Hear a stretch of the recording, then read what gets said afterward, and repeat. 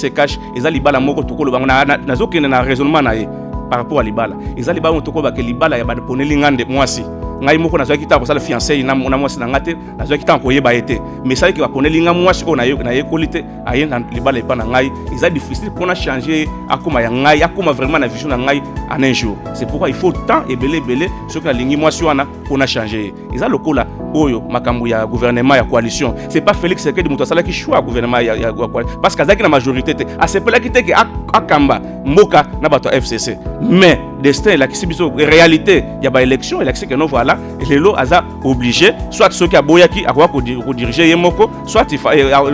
akwa ko tika gouvernement na mboka bato FCC yemoko atikali président maza au gouverner te tozana kati ya mboka o tozo vivre na coalition. La coalition c'est quoi ndeko Rebecca? Voilà. Na kati ya coalition ezala ozana majorité te na parlement ezala ozana majorité te songolo mpakala mais tant bokomi na coalition automatiquement ozui majorité nyonso wana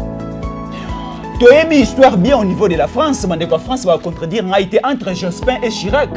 to mona ki bayokana ki makasi te baloba ki no ba vivre na bango na cohabitation toyebi ndenge ni politique elekaki mais dans une coalition dans le lot ko loba ke non na bandeko ya PPRD na bandeko ya IDPS bango nyonso bakomi batu ya Tshisekedi donc gouvernement oya lelo to ko loba te ke non eza gouvernement ya Tshisekedi te non eza gouvernement ya Tshisekedi parce que basalaki déjà coalition bango nyonso bakomi mutu moko ozotangela nga ko regretter le kamba Fayulu mais je nazo comprendre te lelo osoki Kinshasa na d'abord na Kinshasa place tozo vendre so Kinshasa comment va promettre aux nango lelo c'est parce que il y a un certain Fayulu à contribuer qui il y a un certain Fayulu ou azaki corruptible comment nous pouvons accepter aujourd'hui que des gens qui sont corruptibles bato bomamba ko na corruption lelo tout le monde va au sommet en mboka donc ils a prime ko ya guerre ou bien zalinene Fayulu to bien que ndenga abebisaki nani Kinshasa na koteka voix na ye na quelques $1000 dollars à pamba pona ateka nani voix na ye pona Kimbuta akoma gouverneur na Kinshasa tala gestion à Kimbuta à Kinshasa tala Kinshasa place komaki alobi Fayulu na 2007 pardon azwaki mbongo na assemblée provinciale pour voter Kimbuta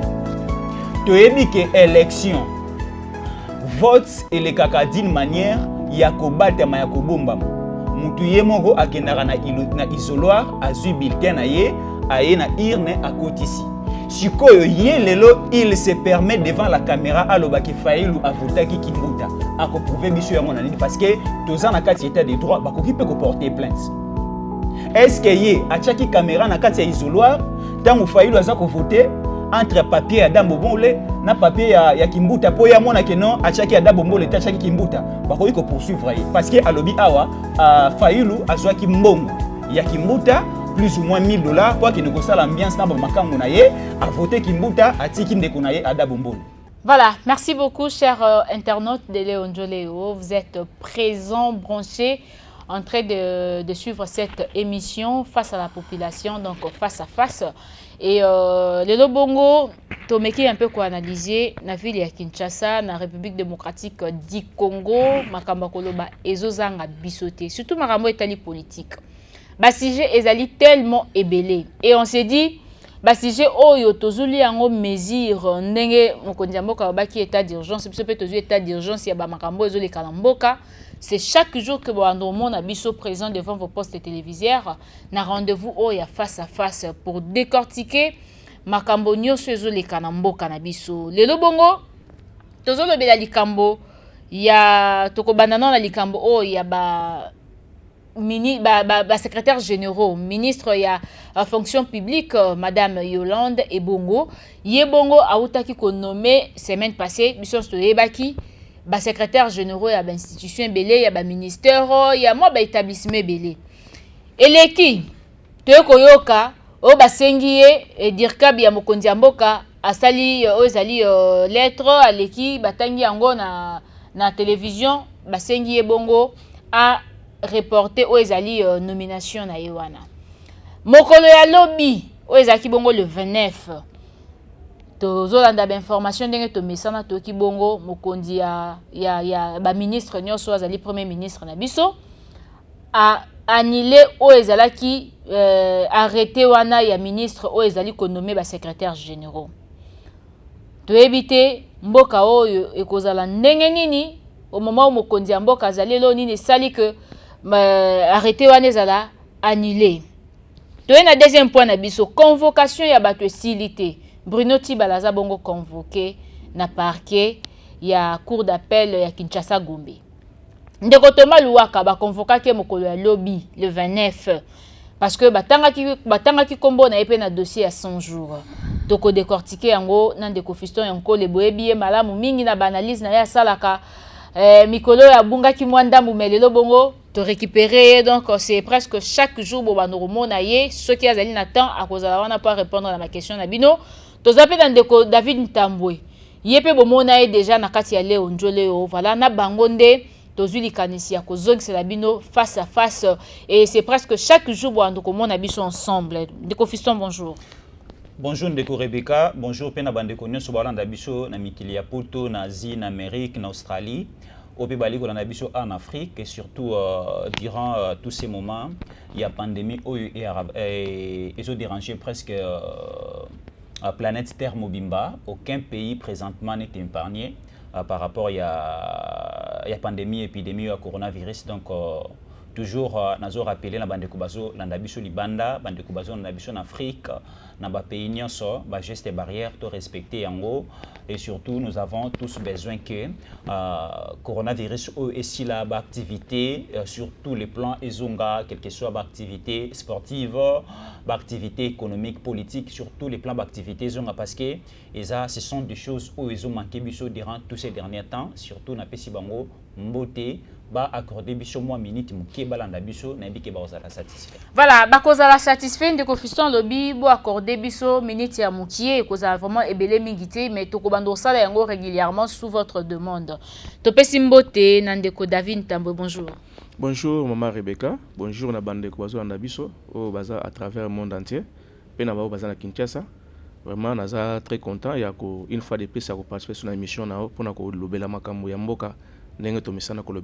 Voilà, vous êtes face à la population. Je crois que Bandeko Baza déjà présent. Liboso ya télévision, ya Léo Njoleo, Baza déjà convaincu. Et na Bandeko nyoso pe bakozwa biso na cours ya émission yo. Maintenant to bandi pena ko décortiquer ba sujet te to ko senga bino boza pété. Na zongeli ndeko Fiston yonkole. Lelo bongo to zali na 2 points. Nabi le to kozala vraiment direct hein na ba oyo ezali ba sujet na biso parce que bandeko ba na besoin makanisi na bino. Ministre ya fonction publique wazali bongo madame Yolande autaki koleka na nomination ya ba secrétaire généraux ya ba institution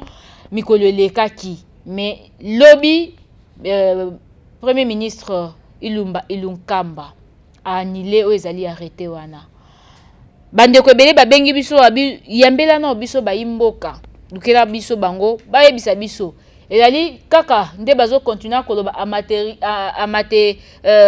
amateurisme na profession ya politique ya mboka na biso na gouvernance ya mboka na biso to ezali désobéissance to ezali défi moko ba ministre wana bazo relever contre le président de la République. Ndeko Rebecca na koloba lisusu te na ko employer lisusu te mo o ya amateurisme politique parce que ba o ebele baliko kambamboka o babandi politique depuis kala premier ministre dozana ya bandi politique depuis kala bandeko bazana parlement bandeko belé bazana gouvernement babandi politique depuis kala mais c'est que le mot que je vais employer dans l'émission na Michel Lo ezali de la comédie politique. Pourquoi je le dis comédie politique? C'est de la comédie. C'est de la comédie politique. Pourquoi je le dis? J'ai vite remarqué qu'au sommet de l'État, il n'y a pas un homme de rigueur et responsable. Il n'y a pas un homme de suivi. Il n'y a pas un homme Oyo Azolala Azolamuka. Il pense toujours qu'est-ce qui se passe dans telle ou telle autre province. Donc c'est déjà un sérieux problème. Aujourd'hui, je commence même à regretter la tête de Fayulu. Ezalaki, très important d'avoir un homme comme Fayulu à la tête de ce pays. Un homme de rigueur. Un homme Oyo Angagozala avec la sagesse de Moïse Katumbi, avec la sagesse de Jean-Pierre Bemba, avec la sagesse des Occidentaux, avec la sagesse des Américains, avec la sagesse des anciens de la République démocratique du Congo, je pense bien que ces pays sont à ce niveau. Quand tu dis, Nakatayo, quand tu dis oso réclamer, oso regretter Martin Fayulu, tu veux nous dire quoi par là? J'arrive, Ndeko Rebecca, pourquoi je l'ai dit? Ici à Kinshasa, bande copé bazana mikili ya poto ba kolanda biso, tozoyoka partout état des droits, état des droits, état des droits. Dans un état des droits, ce n'est pas simplement commencer à arrêter des gens kotia bango na ba prison, ce n'est pas simplement commencer à faire ceci cela. Nous devons d'abord remarquer l'état, les droits au niveau des institutions de la République. Pourquoi je l'ai dit? Aujourd'hui, nous sommes dans un pays où nous vivons sous le régime semi-présidentiel. Dans un régime semi-présidentiel, nous avons le président de la République, nous avons le premier ministre qui gère les gouvernements. Mais à part ces régimes semi-présidentiels, nous avons 4 institutions à la tête du pays. Nous avons l'institution président de la République, l'institution parlement, l'institution le cours et tribunaux, nous avons aussi l'institution exécutive que nous appelons le gouvernement. Donc, l'ensemble, il y a des institutions qui sont gérées mboka sous un rythme là, il y a cohabitation, sous un rythme là, il y a coalition. Donc, présidence, parlement, exécutif, on se va ensemble, on gérer mboka ensemble. Mais ce que nous remarquons aujourd'hui, c'est quoi le problème? Tout le monde a exécutif, le gouvernement, bazo gérer mboka na bango selon ba sentiment na bango. To moni au niveau ya présidence de la République bazo gérer mboka na ba sentiment na bango. To moni bandeko ya parlement bazo gérer mboka bazo senga ba congrès na ba sentiment na bango. To moni bandeko na biso ya ba cours et tribunaux, donc ce que nous appelons l'appareil judiciaire bazo gérer mboka selon ba sentiment na bango. C'est ce que aujourd'hui même les Kinois bandeko ya poto botika to informer bino lelo ba Kinois ba komi ko regretter même la tête de Kabila. Pourquoi? Parce que à l'époque de Kabila tous ces bêtises to mandako mona yangote. C'est parce que Kabila Azaki, c'est parce que ce n'est pas parce que Kabila Azaki n'a moins autorité mokobo ou encore Azaki n'a moins charisme politique moko tondengeni. Merci beaucoup de me rejoindre. Ici on ne parle pas il y a auto bengi la dictature. Ndeko Kabila Azaki na dictature té. Mais Ndeko Kabila Azaki na auto bengi na français de l'autorité. Quand il est là, il reflète la personne du président de la République. Quand il dû et directement aux alanani, te exécuter d'abord. Vous voyez un chef à Koloba Makambo Oezamabe. Mais il faut d'abord exécuter ce que le chef dit et après la coulisse au Benga chef. Chef, voilà ce que vous avez dit, voilà ce que vous nous avez demandé de faire. Talabo. Mais il faut d'abord exécuter ce que le chef vous demande de faire. Vous venez de me poser la question de savoir. Aujourd'hui, nous avons des nominations au sein, il y a des ministères, de différents ministères de la République parce que to zanaba ministère est belé. Ba ministère lelo ezalaka géré d'une manière administrative par le secrétaire général. Parce que ba ministre ba kendaka. Ba ministre ba yana mandat moko boye bien déterminé. Parce que après tel ou tel remaniement ministre Akolonga, ministre Akolongwa, ministre Moussa Sikakoya. Mais des secrétaires généraux batika la karana permanent pour na koyamba ba ministre Sika kola kisabango système de jeu Moussa Lesa la marandeni. Sikoyo ministre il y a fonction publique. Je ne sais pas avec quelle audace au azui il y a nommé ba secrétaire généraux na ba ministère différent na niveau ya mboka. Est-ce que si on avait failli à la tête de ces pays, ministre en fonction publique, cette dame-là, je n'ai même pas le courage et la soif parce que Nazakut n'a besoin d'un côté. Si tout cela qui n'a failli à la tête de ces pays, ministre a aligné la décision à Bouété. Ce qui peut tout cela qui n'a Joseph Kabila à la tête de ces pays, ministre a la décision à Bouété. Oui, bien sûr, bande de la mission du solo qui ba ordonnance wana ezala qui signé bien avant.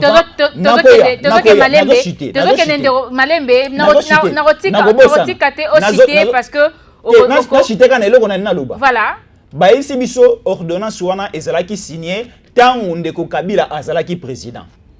Mais si oui bien sûr ordonnance wana ezalaki signé tant Ndeko Kabila azalaki président. Mais yo ministre tant aux dossier wana na mesa na yo. Et que olingi osala mise en place ya ba secrétaire généraux. Mais spécial information na président de la République. Mokondié tala na mesa na ngai na tiwa na ngana bimisi na fungoli na moni ordonnance moro ya kala ya président de la République anomaki ba secrétaire généraux. Est-ce que na kotiza bango na musala? Mais tout le monde oya sika mwana mwasi oyo a tout ni même pas le chef de l'État, a tout ni même pas mon continent direct auto bengi le premier ministre pour asala ba déclaration, asala ba mise en place nyonso o. To sengi Ndeko Félix atiana mutu na si aza en l'air makasi. Ndeko Rebecca, voilà. Nazolo bayango avec précision. Ndeko Félix aza en l'air makasi. Bakumba kamboka boiti. République démocratique du Congo eza IDPST. République démocratique du Congo eza ba business na ya côté ka mituka o manaiko sala avanté. République démocratique du Congo, c'est comme les États-Unis d'Amérique, c'est comme la Russie, c'est comme la Chine, c'est comme le Japon. Atia mutu na se akambamboka o parce que je ne suis pas sûr qu'avec son style de jeu, en 2023, tant à Roya, au Senga, les sous ba voya ba Congolais, et ça ba Congolais à diaspora, penabi en 2023, ba Rosala na tour à voter. Ba Congolais à diaspora, je ne suis pas sûr. Ba Congolais à Congo, je ne suis pas sûr que ba voter de Félix avec son système. Merci beaucoup. Merci Fisson Nkole au meki un peu ko Koloba moi mingi avec beaucoup d'éclaircissements et sali biso madame mingi. Mais tous appé aux ali point de vue à David Ntambwe. Ndeko David, secrétaire général Bazaki nommé semaine passée, le Lobongo nomination est allée annulée par le Premier ministre. Suite, il y a recommandation ou encore instruction, il y a Mokondi Amboka, à l'objet que Bandekouana va violer la Constitution, article 81, si je ne me trompe pas, Nandenge va pesa qui précision. Alors, Ndeko Fiston est encore à l'objet, Nyosoa Neza Pop Félix Azana Bokondi, c'est qui Fayulu, Makamba Boelinge Salamate, Okolo Banini. Merci beaucoup, Maman Rebecca. D'entrée de jeu, nous avons vraiment mal à l'aise. Il y a ko débattre nangai, ko affirmer et puis ko regretter du fait que Fayulu a komaki Mokonzambo Kate, soit Moïse Katumbi a komaki Mokonzambo Kate. Je me suis dit, Seigneur, tous qui n'ont pas pu le Congolais, tous qui raisonner ndengeni. Les lots omoni ils chance belé par rapport à bateau bakendaki na élection, ba candidat bazaki na élection. Na monaki mutu oyo alekaki penza na passé na yo alekaki Félix Tshisekedi te lelo toujours regretté Fayulu passé nini parce que Félix Tshisekedi passé na ezaki médiocre sur le plan politique, excusez-moi de le dire, ba passé à partir Fayulu ezaki makasi, ba passé à Vital Kamerhe ezaki makasi, ba passé à Jean-Pierre Bemba bien que bazwaki bango te comme ba candidat mais bazaki na ba passé à malamu. Voilà, je comprends pourquoi basango baroba que no ba médiocre tozana bango na Congo ebele na habité na ko lobani par rapport ba ko loba que no Félix Tshisekedi azaki na passé ma ben habité obi ke lelo passé alaki na passé té passé médiocre, c'est-à-dire carnet politique na ezaki rempli na ba fonction politique té okoti kangai na développer idée nanga parce que na Congo aucun parti politique azaki na rang il y a eu des pestes dans Mboka Nabiso et Félix Tshisekedi à plusieurs reprises cause un secrétaire national chargé à relations extérieures il y a eu des pestes parti il y a été Tshisekedi wa Mulumba donc l'équipe Kutu na cause donc ils ont maîtrisé nyonso et surtout que non c'était un parti où ils avaient compris démocratie en Mboka Nabiso et aux autres angles nga ko regretter le Kamba Fayulu mais je nazo comprendre te lelo oso ki Kinshasa na d'abord na Kinshasa place tozo vanda so Kinshasa kuma va promettre aux ngo lelo c'est parce que il y a un certain Fayulu à contribuer qui il y a un certain Fayulu ou azaki corrupté. Comment nous pouvons accepter aujourd'hui que des gens qui sont corruptibles bato bomamba ko na corruption lelo tout le monde bango au sommet en Mboka donc ils a prime ko ya guerre ou bien zalinene Fayulu to bien que nenga abibisaki na Kinshasa na koteka voix na ye na quelques $1000 dollars à pamba pona ateka nani voix na ye pona Kimbuta akoma gouverneur na Kinshasa oh tala gestion Kimbuta Kinshasa tala Kinshasa place komaki et pourtant ada bombole oyo azaki favori ou azaki na souci ape ou azaki na peuple simana ye Fayulu la saleke c'est là pour le bongo na présidence na kata o mukiezaka pona opesa o makanisi lelo bongo yozo belikambo ya Adam Bombole bongo lelo siko na président tozana Félix Tshisekedi Chilombo mais ndenge nini ba makambo aboye sala makaba nomination bo batotonnement nazo koma na conseil politique la ngata nazo koma na bani na yona et oza kaka introduction pour montrer comment est-ce que tokoyi ko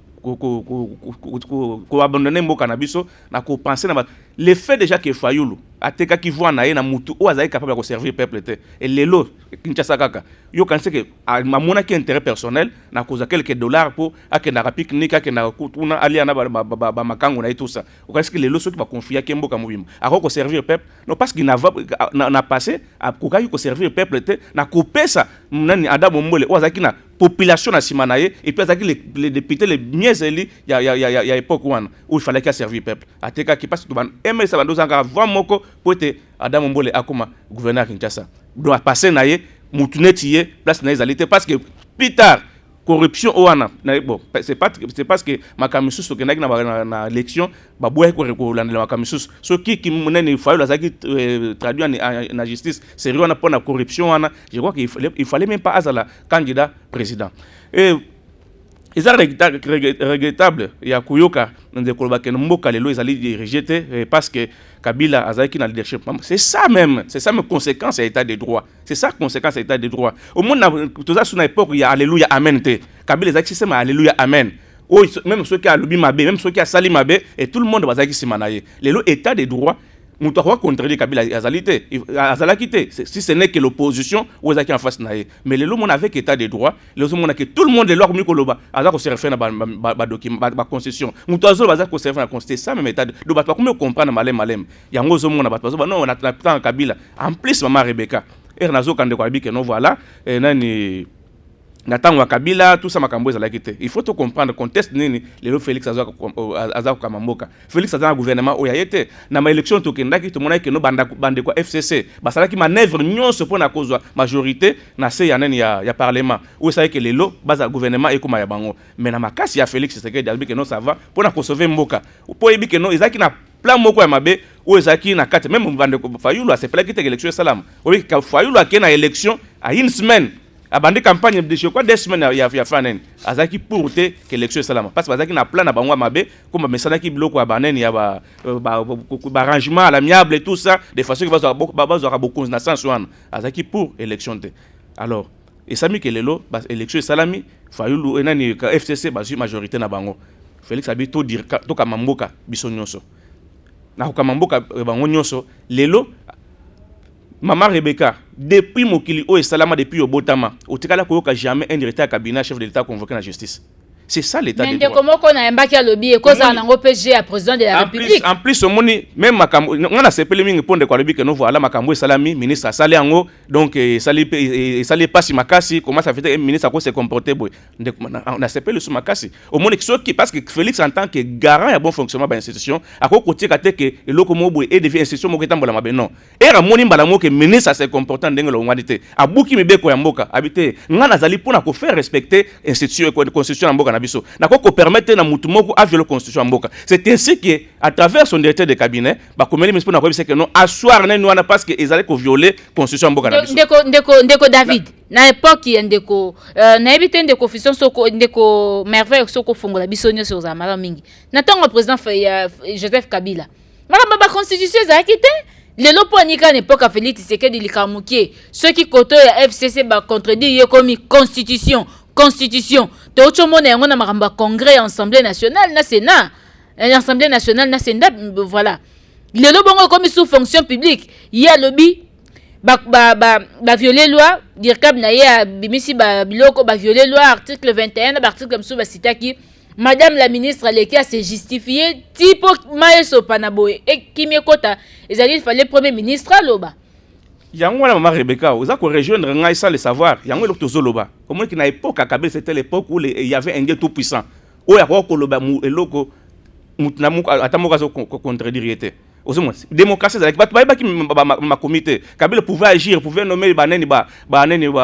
gouverner ba province nenga lingi akoko sala nyonso lingi na époque wana il y avait que l'opposition ou bande ko dénoncer yango mais bande ko bazaki na kati ya pouvoir. Et ils étaient là que pour soutenir vision ya Kabila et Zalamabé et Zalama oui que même ma élection il y a eu même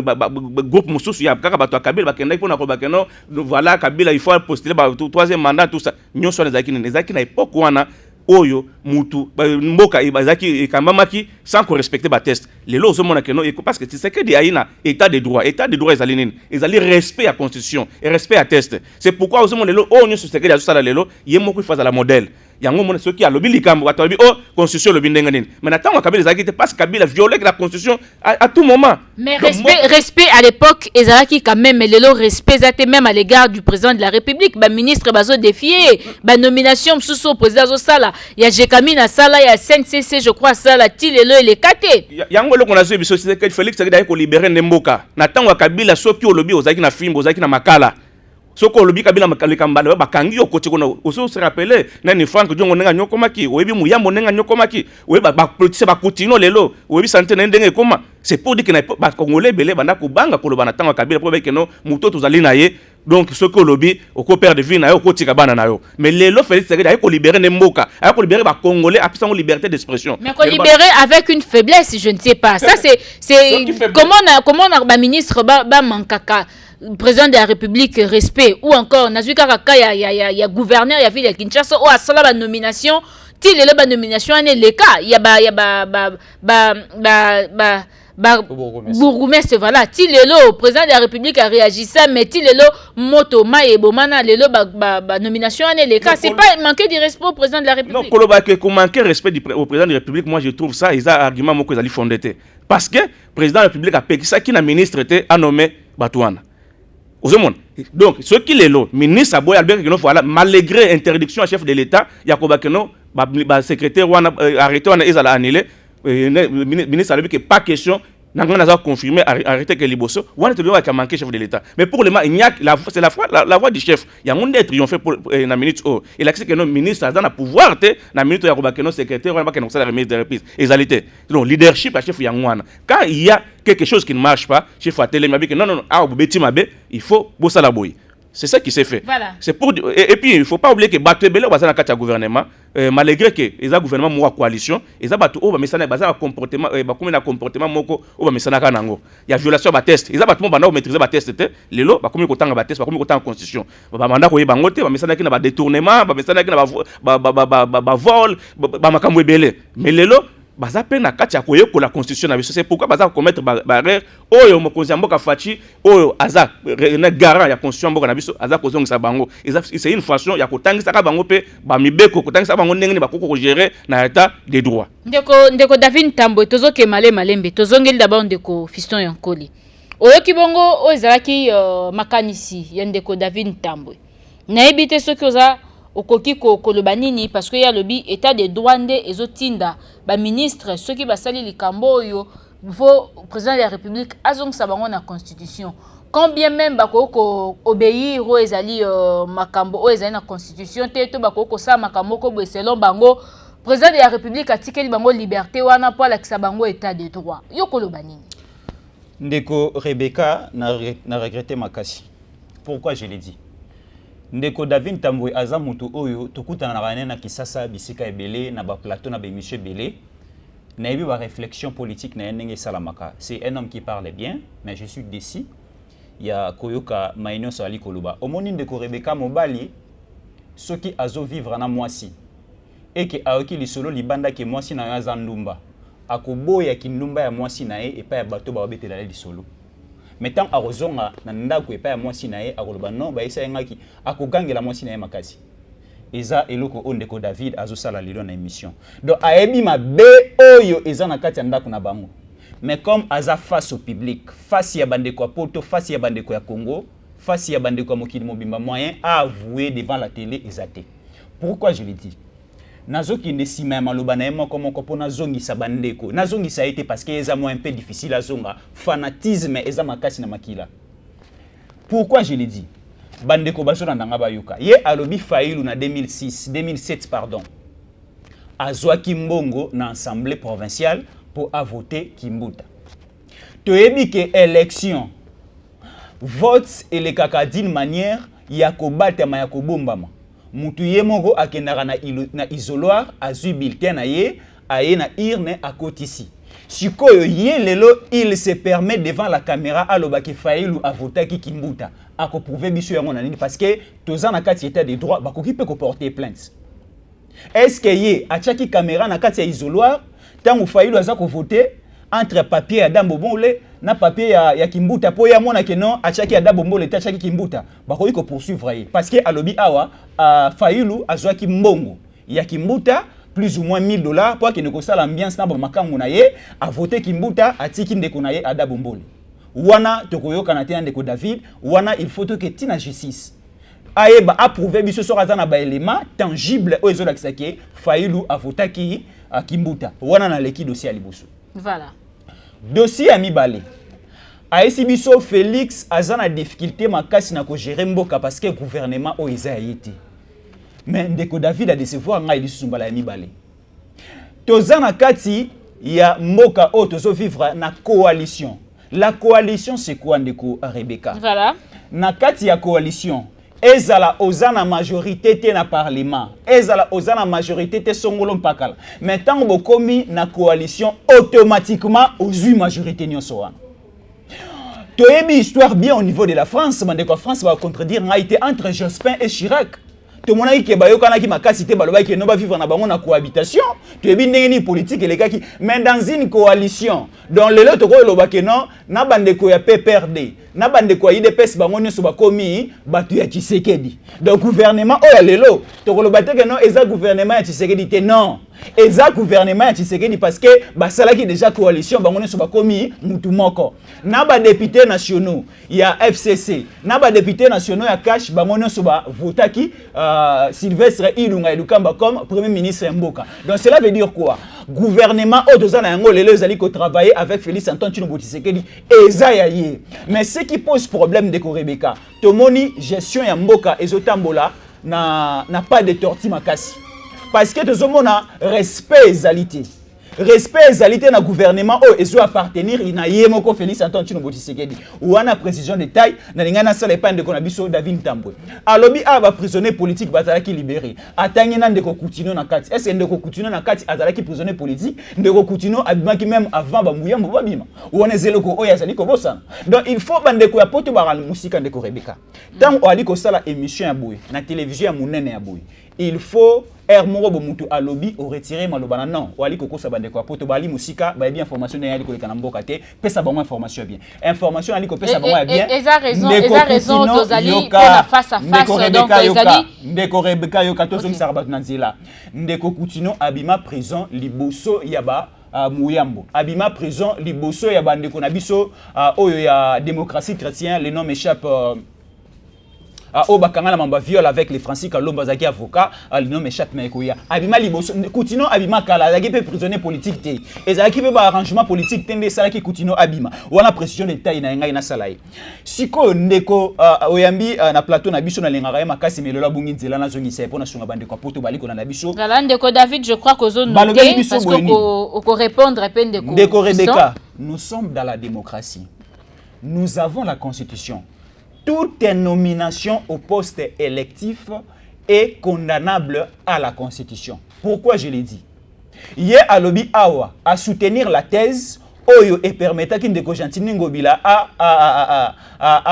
nommer Bourgmestre. Il n'y a pas un problème. Mankaki Mokondi Ambokate. Non. Nous sommes sûrs et certains que nous avons une élection au niveau présidentiel, nous avons parce que nous avons un timing. Si au niveau municipal, nous avons un bourgmestre adjoint, nous avons un poste électif. Dans le poste électif, loi ya mboka mibeko ya mboka ezo autorisé te ba nommer batu place wana. Yo ozali mokonzi ya mboka. Au moni qui n'a pas poste électif oh il faut population de et qui ne voter batouana mais mutu azubi qui n'a un papier à signer décret à nommer bandekouana jusqu'au chef de l'état au lobby qui est en état de droit au vandi kimi c'est que ça mokonzi mboka te dans lelo oyo je peux avouer ezana mokonzi moko azali président de la République te d'après yo à moitié je peux dire à moitié nako suka na wana voilà ndeko David Tambwe avant tous likambo ya ba convocation ya Bruno Tshibala et puis na ndeko Thomas Luaka na ba dossier otoyebi o bafundeli bango et oko répondre ndeko Fiston nini parce que ya lobi okosi bana mboka abi est-ce que ça dans ba preuve ya Martin Fayulu pour Martin Fayulu le loko ko chope boloko na marambo zoloba deuxièmement alobi est-ce que Félix Tshisekedi akoki bongo lelo kondima o ezali ba nomination salama ye avanda wana atala aza président wana eza qualité ya kozala président to qualité ya kozala moitié président to ya qualité ya kozala premier ministre pona ya lobi président Félix Tshisekedi azali demi président eza na président msusu azali kolona ye soit azali premier ministre o lobi nini. Merci maman Rebecca, je crois era lobaki au vandaki calme au kata qui était. C'était une observation. Voilà. C'est que côté quand on a peine na loba très bien. omoni ndeko Fiston alexis biso image ya bato oyo baza lokola ministre ya fonction publique oyo baza ko maîtriser ba test te parce que omoni na mitika muke o toza ko solo na mesa aza ko bunga makambo onga na lobby je crois bande bazo na biso na TV ba komona ke ndeko Fiston aza na kati ya débat aza ko bunga makambo na zolo bazo makisa biloko mususu et c'est image ya bato oyo ba ko diriger mboka groupe na bango ba ko diriger mboka lobby ba banda ko bunga makambo belem ba test ya mboka na biso. Ah, on a aussi koloba je crois ndeko peut-être à vivre na planète mususu na ko informer que ndeko Fayulu yemoko ba vidéo ezali a voaka ya ko ba keno na se portail gara ya ko voter André Kimbuta par rapport à relation na ngana ye yemoko andima kango na TV ce qui oyebite c'est une information na peso lelo aucun de gouvernement parmi ba preuve na voilà eza ko tu preuve te parce que yemoko andima ko ba te qu'ils preuve parce que yemoko a témoigner kango a confirmer kango que non par rapport à balé na bango a convaincu ya a voté André Kimbuta. Sinon, il y a un parce que Mouta Linga est faux débat, na longoli kuna. Et puis, on a confirmé que Ngai na confirmé na bi que non voilà, ils allaient mal à mon dengue gentili andima qui anomaki babourgmestre, c'est faux parce que na sous dossier wanate, na ki azaki na kati ya débatté. Et l'axi que non, même ceux qui va payer fonction lelo akobosa na ko diriger mboka par rapport ya ba norme il faut ba kambela mboka. Ndeko auti ko affirmer le susu awa que ngana klobi ke ndeko nani Kutino babimisaki ye na nani na pas Félix Tshisekedi na prison ezalaki non ndeko azaki na kata débat izola kisakaka ke non bazala makokita ko komba mboka parce que azoko bosa tozana awa na lobi ke webi ke na époque ya Kabila izaki soko lobi bana mo koti makala webi histoire ya Kutino a lobi prisonnier Kutino azaki prisonnier politique s'il vous plaît na lobi boye wana na logique biso no stobi ke Kutino bakangaki c'était par rapport ya position na ye par bagima na ye yango na lobai ke non to yebi na serwa na soko lobi otelemeni mwese Kabila place no ezaki na makala na pesa ki exemple ya Frank Diongo na pesa ki exemple ya Kutino ndenga comme état de santé na ye na tika ko lobate ke voilà Félix abimisa kinani c'est pour dire que ndeko bazala na maturité ya kokamba mboka te na kobosa na biloko ya mike o toza ko loba awa ezali mawa mingi lelo oyo bazo bakitana kata démocratie un démocrate mutu eza mutu aza ko respecter ba test mutu ayebi ba droit na ina banene na ye est-ce que ko ebisanga lelo article o epesi ezolobela pouvoir ya un demi président asa na ngote ce sont des parleurs aux hommes et la question que ndeko baza bato loba baza ko makamba baza ko loba te baza ko maîtriser ngote parce que lelo soki mwana muke ozongi na ndako to ke no yebisanga demi président zali nani pesanga pouvoir demi président na kati ya mibeko ya mboka na biso to tika lo komona ngo nulle part c'est pour dire que bandeko so ils ko témoigner vice président na éviter la constitution na biso est-ce que place à vice président ezali voilà et puis ndeko ça ko loba ke no voilà lelo oyo ndeko Félix na gouvernement coalition au monde za na puissance ceux qui obalaki mwasi ceux qui barre ezali non ndeko za ko confondre ozomona ezana libala o ya FCC cash ezali libala moko tokolo bango na zokene na raisonnement na ye par rapport à libala ezali libala moko ba ke libala ya ba poneli ngande mwasi ngai moko na zwaki ta ko sala fiancé na mwasi na ngate na zwaki ta ko yeba ete mais ça que va poneli nga mwasi o na ye qualité aye na libala epa na ngai c'est difficile pour na changer akoma ya ngai akoma vraiment na vision na ngai en un jour c'est pourquoi il faut temps et belé ce que la ligne mwasi wana pour na changer eza lokola oyo makambo ya gouvernement ya coalition c'est pas Félix Tshisekedi muto asala ki choix gouvernement ya parce que azaki na majorité te asepela ki te ke akamba mboka na bato FCC mais destin la kisibiso réalité ya ba élection il que non voilà lelo aza obligé soit ceux qui aboyaki akwa ko diriger yemoko soit akwa ko tika gouvernement na mboka bato FCC yemoko atikali président maza au gouverner te c'est na mayele wala ka non c'est que na sali boye kongola ko se retrouver te to ko risquer to continuer car na même rythme ya muyibi ya impunité ya corruption détournement alors alekela ki bango mayele pona ko te na ligne tout ça la coalition to gouverner ensemble na coalition les ozo mona lelo pour Félix a un pouvoir ébélé yango na lakisio et leadership ezalité que non voilà au vandi wana boye oza ko violer constitution oza non baso benga garant ya constitution ezali pona nini ezali que ce que moni muto alinga abisami a violer mibeko mboka na biso bala moko zongisie yo sali que constitution la respecter c'est ça que Félix fait aujourd'hui qu'est-ce que vous appelez leadership nde yango ya komona que non mutu na poka Kabila muto kwa ko violer constitution bakotika ye akokende na ye Kabila ko zongisa yete mais lelo moni que non yo ka lettre ya directeur cabinet chef de l'état abi que nomination eza ko violer ba disposition mutu ya mboka na biso alors to ko permettre c'est ça un leader, c'est ça un garant, il y a beau fonctionnement à l'institution. A violer la constitution. Mais quand vous me parlez de ça, je suis étonné. C'est ça, la classe politique, ils ont un jour, et à Kamambo Kanabiso, mais ils ont vraiment Mawamingi. pour ce moment que sur place tous à solo là on irait ndeko azana voyage même les ceux qui va sur pouvoir oyo na moni que ba kotika la servir peuple congolais. C'est pourquoi ngana to pesi Fachi na zo kumisa nzamba ya ko président lokola Fachi o lelo apesi liberté la fiston enkole alo baboye abenga ye demi président na tango Kabila ko benga Kabila demi présidente. Je crois que abenga demi président asa bongisa que déjà que no akenezela braza katia kei mais awa ko benga ye mais avant di benza mayeba que oazoloba ko benga demi président un président qui n'est pas leader, un président n'a évité parce que nous avons droit tous à maîtriser un président mingité. N'a évité et raison que là faible, à demi président, ils ont engagé que yemoko a quoi ba comment ko répondre. Mais heureusement que Fachi malgré nous soit na ya so qui par nangote ba procurer ne ba kota la par rapport ba ya ba propos ya mutunyo so ba que non oyo a violé a salle diffamation à chef de l'état ou bien salle diffamation nde akoyeba. Mais par rapport à ça na moni kindeko azaki na katane nete Fachi lelo tout le monde a koyi koloba mais na ko respecter mibeko so ki yo lobi exagéré netinga naza koloba naza ko sime ya bakende ko Kabila impunité zalaki naza ko sime na ko black sa ba impunité o zalaki na tango ya monsieur Kabila na ko laksa na ndeko Kabila mutu ko respecter constitution te na ko laksa na ko prouver que na tango ndeko Kabila mutu moko te azalaki na liberté koloba boye pamba. Donc il faut osala na kombo moko boye ou bien osala soutien moko boye pour le batika yo mais lelo osala na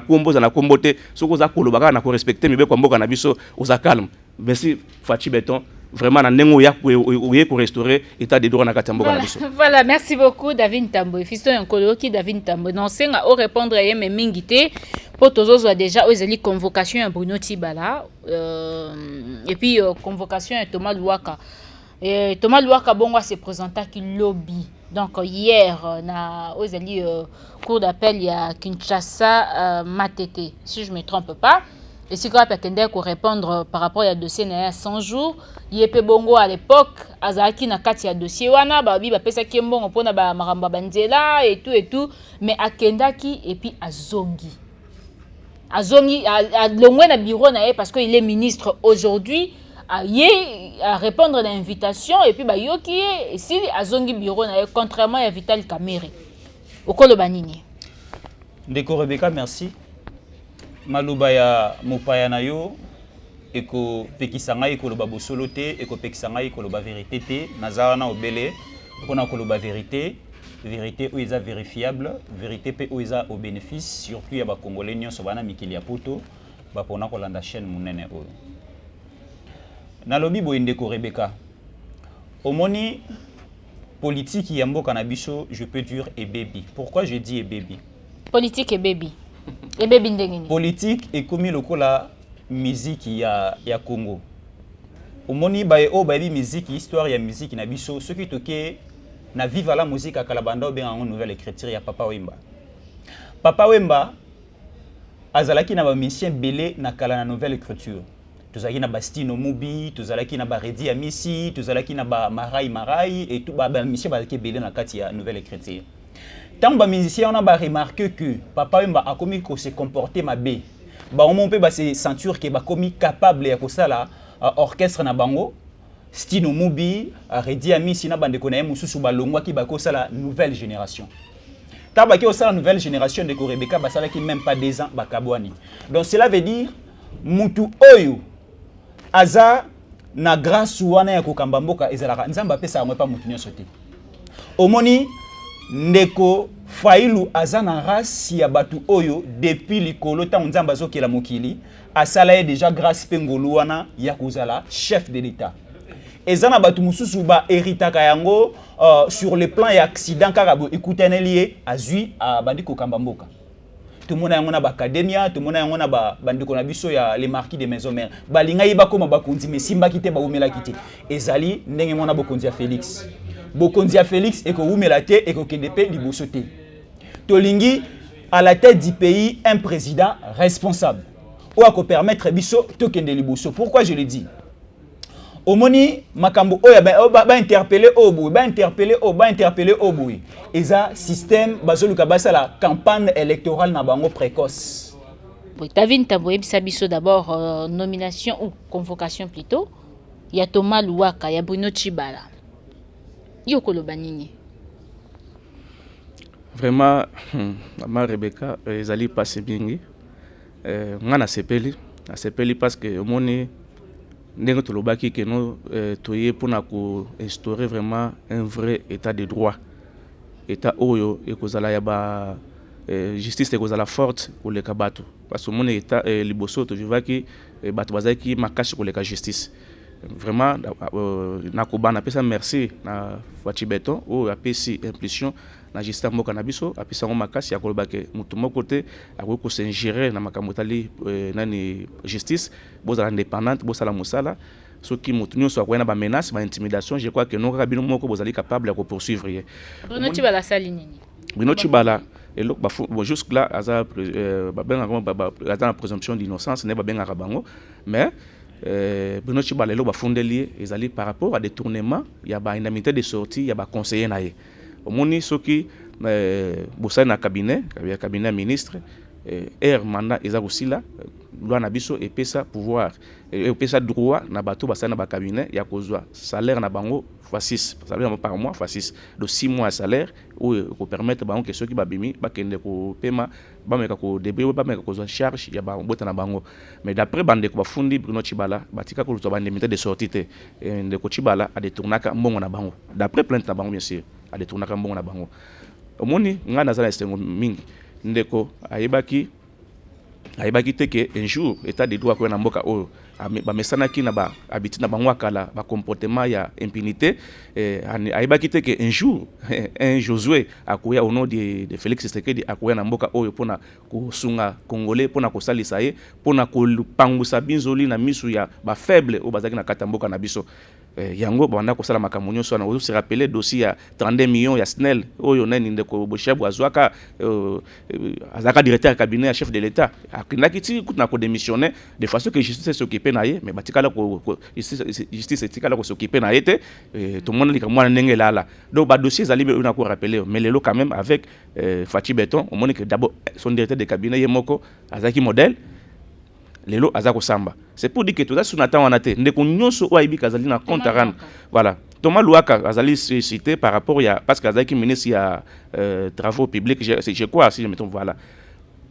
Alors ba misali banda ko sala ya banzela makambo ebele bon parmi ba contrat banda ko salama et banda ko signer na ba société mosusu ye en tant que ministre ya titel il fallait qu'il a participé na ba contrat na ba négociation na ko signer ba neno wana bon ba bi que non par rapport ya ba montant mosusu ebimaki et monani que na ba contrat et salami bongote c'est ainsi que ba bengi akeno ba yoka epe nanu problème eza na niveau na ye to eza na niveau ya banene comme nanu ba sambisiete comme nanu to oki banene te moyen ya koloba que non azali a détourner salibo ezalité c'est par rapport à ba ko entendre ye et ba construire des chaînes nene to ko ba vraiment que responsabilité na niveau nini mais ndeko Tshibala pa okende kuna ba ko yoka ye parce que bandeko o ba fundi ye bazala ba preuve na bango ngana ko ndima te pour mutu o ami bengi président d'un parti social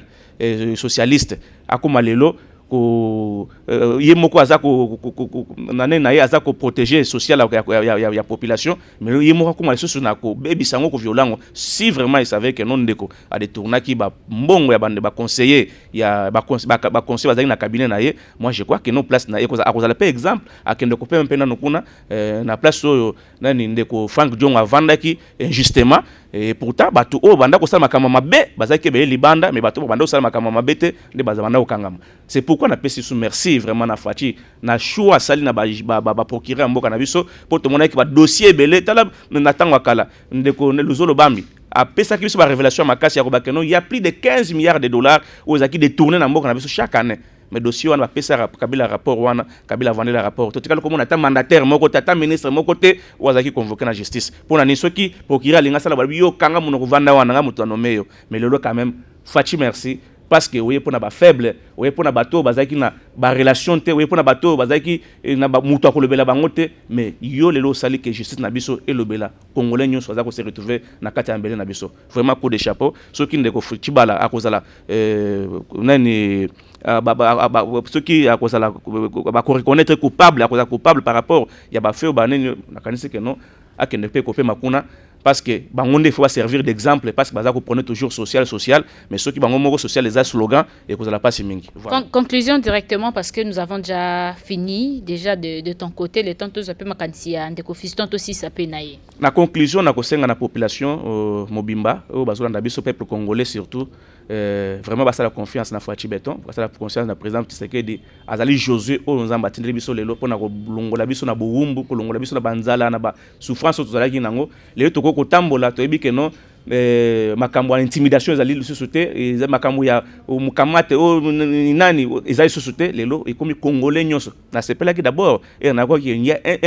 un des cousins ya président Fachi yemoko akotaki makala beta moi 3 mois et la kisike mboka o penza donc tozu Josué ou ya ko défendre bato nyonso biloko akeno ngai famille présidentielle o ngai boye o ngai ndeke soki ya nani ezali lisusu te ya mwana to sala confiance to soutenir ye et na baser biso nyonso pe to sambela pona maladie oyo et yewe depuis asu mandat na ye ezala ba problème ezo bima gauche droite mais nzamba sunga maladie oyo ici là basal na nzambe bo sambela makasi maladie oyo ici là de façon que Fachi ameka ko changer mboka na biso nazali sir po lelo bato o bayibyo bakangi wana Maman Rebecca na kwa biso ke bidje kanga maloba na zolanda ko zonga sa image o na soki nzamba sungi maladie oyo ici année prochaine budget prochain au ko ka tokende plus de 20 milliards kanga baloba na zo bisa mongo yango mo kota na caisse à l'état avant que Fachi ata bato bakumango ba conscience ya ko mobiliser mbongo pona congolais o ibandoko na ba poche ba ko protéger misala na bango kanga maloba na ebisio année prochaine ko mona ke tokoma plus de 20 milliards ya budget parce que muyibi nyonso akene ko répondre ko na justice. Voilà, merci beaucoup David Tambwe. Fiston Yonkole. Les Kambaba convocation ya Bruno Tshibala wazaki ancien premier ministre na biso et puis Thomas Luwaka wazaki pe ministre ya droit ya azaki premier ministre mboka na biso. Non, Thomas Luwaka azaki ministre infrastructure voilà. Okolo banini et puis au conclure directement. Ndeko Rebecca nazana ebele akolobate mais précision détail. Au moni tango biso za bana mike tozokola maman na biso za kiso ka lambi aselisa servir biso ndaye sa biso bana au moni soki bolle botondi bo finga nzala te parce que aka sima na bino kala ta ya kanga bino siko na landi invité na yo awa toujours auto banto benga na langage bande ko poto ba excuser nga na kishasa to benga ngo matolo dozomona ke azosa la publicité matolo po ba pesa ya lia a éviter que lobby vérité a fayulu étant que mokonzi capable pe ou akoyi kotombola mboka na biso et ko rattraper toujours donc soki lelo atondi aza na rapidité te ya ko banda ko finga nzala parce que kala mingi te ko ya ko kangai ndeko Rebecca lelo ngai épargner ngai na ba question na yo Bruno Tshibala ba interpeller qui est épargner ngai na ba question na yo lelo ndeko Vital Kamerhe lelo Thomas Luwaka non la première des personnes soki ndeko Félix effectivement aligné état de droit na mboka na ye yako kanga yako interpeller et ndeko Kabila parce que ndeko Kabila a détourné na mboka o ba millions te des milliards et des milliards et des milliards ndeko Kabila a détourné 15 millions te o to yokaki ebele na ba télévision pe na ba presse écrite ndeko nabiso Vital Kamerhe a détourné ndeko Kabila ndeko Tshibala ndeko batika ba ndeko nabiso na calme batika Tshibala avant da calme papa bato akufali sumoko avant da calme batika ndeko na biso Thomas Luwaka abela ka sucre avant da calme batika ndeko na biso Vital Kamerhe abela ka tension avant da calme mais mutu ya liboso ya kokanga na mboka o eza ndeko Kabila parce que a détourné ba milliards et des milliards a détourné yango yemo côté a détourné yango na mwasi na ye na bandeko na ye bato ya liboso ya kokanga ya bango wana to boyi ba théâtre politique bali ko sala pour servir bango na campagne électorale na 2023 et que biso to kangaki biso to sala ki état de droit bozonga mwa muke sima botala na interpellaka na kangisa ka directeur ya cabinet na ngai ba congolais boya ko voter non to lingi ba campagne électorale précoce te besa biso ke non botala bozonga mwa muke sima na 2020 na bengi saka Bruno Tshibala akende ko se faire expliquer na bengi saka Thomas Luwaka na kangi saka Vital Kamerhe DG ya Robank DG ya Foner DG ya OVD to kangi non to boyi ba théâtre politique wana pona biso to ndima yo pona biso to commencer na soif ya ko voter na 2023 kangela biso na ndeko Kabila parce que so kangi ndeko Kabila ba dossier ebele ko bima ba ndeko ba question ya Thomas Luwaka prochainement soki oyambi ngai nde ko poser yango ba question ya Tshibala prochainement lelo naza mana besoin ya ko voter yango te ndeko Rebecca tango o ali ko poser ba inviter na ba question ce qui abimi di banda question état que un journaliste est responsable ndenge na yebi zongi sara bango penanzira parce que na yebi ozana déjà na connaissance il y a réponse il y a question opposée maintenant on déco azo répondre opinion est individuelle oui, voilà merci beaucoup déjà na chité parce que to komi na suka ndenge komi déjà numéro téléphone na yo minutes merci beaucoup na bandeko surtout au balingaka biso balandaka biso tozalaki on a été pona ko dénigrer bato mais tozalaki pona ko faire comprendre bino l'appareil politique ya mboka na biso ali ko tambola na réalité ya mboka na biso ali ko tambola ndenge ni to linga mboka na biso ko linga mboka na biso eza ko travailler ensemble mais dans la même biso non stop pousser yango musika et que ne musika ce qui est commis ko travailler pona ba intérêt personnel lokola invité na yo alingi lokola bango clan na bango wana bazui pouvoir ba travailler kaka bango ba banda ko tonga ba somba mituka yango des politiques to boya mabe to lingi politique na bandeko bazana poto ba congolais diaspora na bandeko oyo ba congolais tuzana kati ya mboka awa biso soto c'est to omoni bandeko ya poto kanda na bango mingi ezalaka nini ndeko Rebeka na biki ba contredire ngai te omona na tongo mama leki bengi papa na ngati nela ngai $100 bana ba bazo benga na ba na classe papa na ngati nela ngai $100 na nzana nyongali parce que toza les seuls pays au monde auto de farali pana tongo poto futa na poko ezaka na Congo siko tellement dérangement et comment mingi na bandeko ya poto yango pe babaye politique yango ya mboka na biso siko to lingi ensemble na bandeko ya poto to bongisa politique ya mboka po dérangement na pe esila awa kaka le 30 décembre le 31 décembre ana ba banque nosi ya Congo et tonaki to keko luka musolo oyo bandeko ya poto batitela biso poto fete na yango est-ce ce sont des histoires au photo pour encourager beaucoup de la biso de Kabila et permettre biso ba milliards ou azwaki azongi c'est la biso mboka na biso qui est biso mbote na bande kono ba la biso ya Australie mbote na bande kono ba la biso ya Europe pour na kozwa de cofiston ya kole pour na ba conseil mususu pour na ko recadrer biso za bato ba erreur ezaka bato ne basala ba yango pour na ko corriger biso na ba erreur pe pour na ko encourager biso ko pesa biso maele mususu bokoki kozwa biso na 000 243 89 53 72 plus 243 89 53 72 aux Ubiso sur WhatsApp na ba plateforme nyonso ya ba réseaux sociaux ou bengi biso pe en direct sur Ubiso poto kabula ba connaissance mususu ya muke bozana yango ya muke pe biso zana yango to se faire compléter pour mboka na biso kende liboso. Merci beaucoup ndeko Rebeka pour l'invitation. Merci ndeko Fiston Yankole ndeko David kopé ça peut numéro de téléphone na yo pour na ba suggestion o écoute pas bandeko balandi biso mais c'est comme si linga kyo ba ki selo komoko par rapport à message ndeko Fiston hein ndeko Rebeka émission zo continue bien bandi émission Sili a kopé sa numéro émission Sili moi asuka na ngana koloba ke comprendre que bandeko ceux qui ba diriger mboka o justice vous allez indépendante parce qu'ils ara bangonde ba ko telema lelo ceux qui bazaiki na bokonzi pona koloba ke no voilà tokangaki camere tokangaki foner tokangaki boy voilà lelo Félix izana donc izana iza musika okende koloba biloko ndengona parce que muto azokanga batu izali Félix sécurité et puis erazoba ke no Félix akangela biso Kabila non na kwebisa ndeko ke no voilà mentalité ya batu balinga diriger mboka lelo ya ebite que justice ndeza okanga batu ndeko Rebeka ngana ndeko Kabila ndeko Félix akangela biso de moni voilà kolukaka kotia kolukaka kotia maloba na monoko ya batu voilà Maman Rebeka je crois que non tozolo batu bazolanda biso bandeko bakolanda biso ba comprendre parce que toza posé biso toza bano toza na école o toza bien formé par rapport ya koyeba eloko ni tokokosela mutu likambote parce que moni ezaka mutu akosaka nde abosanaka po lukuta mutu abosanaka ngo soki mutu akosio lelo après 10 ans soko tunia okosa mais soki vérité zaka vérité na biboye ndeko Tshisekedi akangaka batu te justice nde kangaka batu alors soki bango soki zaki bango balinga comme azo confirmer que to boye bolo bakeno bokangela biso Kabila e bokangela biso Kamere bokangela biso Toma Luaka non biso to kangaka batu te justice mboka na biso nde comme indépendante ngonde okanga batu voilà procureur ya République ne muto saisir ba dossier ceux qui peut à se saisir na dossier ya ndeko Kabila muto ko peksa azalite et parce que awa se saisir na dossier ya Kamere muto peksa ki azate alors Félix tende muto azokanga ba merci ndeko David tozo sukisa numéro de téléphone bande kwa comprendre bon nazo chité wana bande kwa comprendre que bato na biso bazo gérer mboka ceux qui ou bazana associé ko gérer mboka lobby banano ba qualité il faut ba vendre ba kola ba se familiariser na population makasi ba associé à population ba ne batambusa kamboka pona façon oso ba mboka oyo to kende li bala mo na lifelo ou bien na libulu pona kozwa ndeko David pona kozwa ndeko David bobenga na plus 243 89 54 00 480 donc plus 243 89 54 00 480 na pesi bino mbote mingi